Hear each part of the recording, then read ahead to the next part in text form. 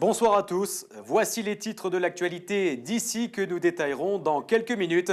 Un soutien de poids pour Arnaud Murgia. En effet, l'ancien Premier ministre François Fillon est venu apporter son soutien aujourd'hui à Arnaud Murgia pour les élections municipales en mars prochain à Briançon.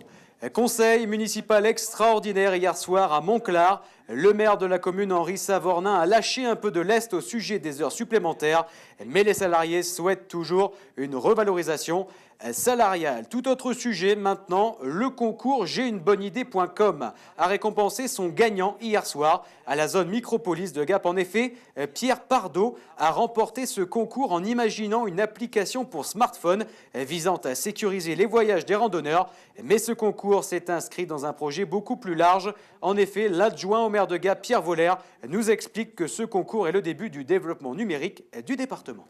Le concours est effectivement une pompe à idées qui fait partie d'un outil de développement économique beaucoup plus large autour de l'arrivée du très haut débit dans le département des Hautes-Alpes, autour de la fibre et de la 4G, qui va nous permettre de développer des activités de e-service, services distants vendus dans le monde entier depuis les Hautes-Alpes.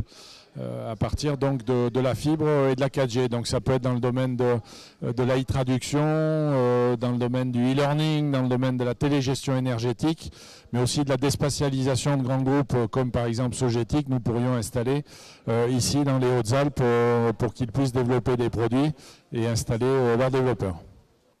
Du sport maintenant et la dernière ligne droite pour le rallye de Monte-Carlo. Le préfet des Hautes-Alpes, Pierre Bénard, tenait une conférence aujourd'hui.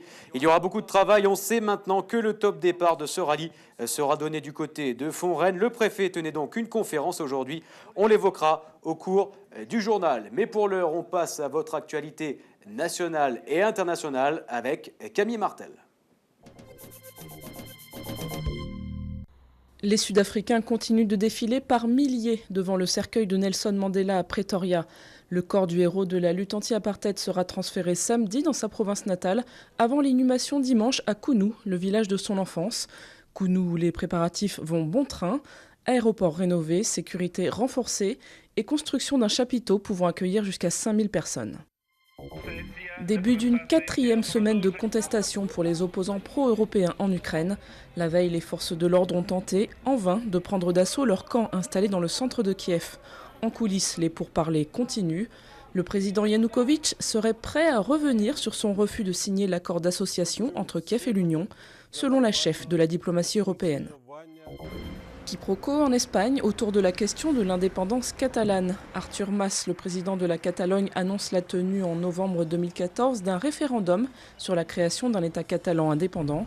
Annonce sitôt démentie par le gouvernement pour qui ce vote est contraire à la Constitution. La région est actuellement en proie à une forte poussée indépendantiste.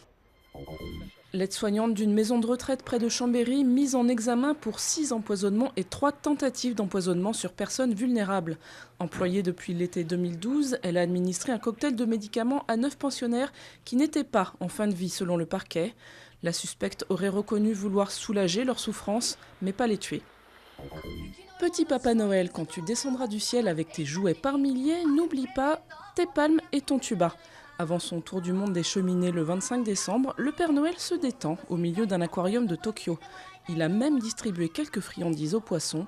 Sans doute ont-ils été très sages. Allez, les titres de l'actualité d'ici et d'ailleurs sont maintenant terminés. Je vous donne rendez-vous dans une vingtaine de minutes pour le JT. Excellente soirée sur DC TV.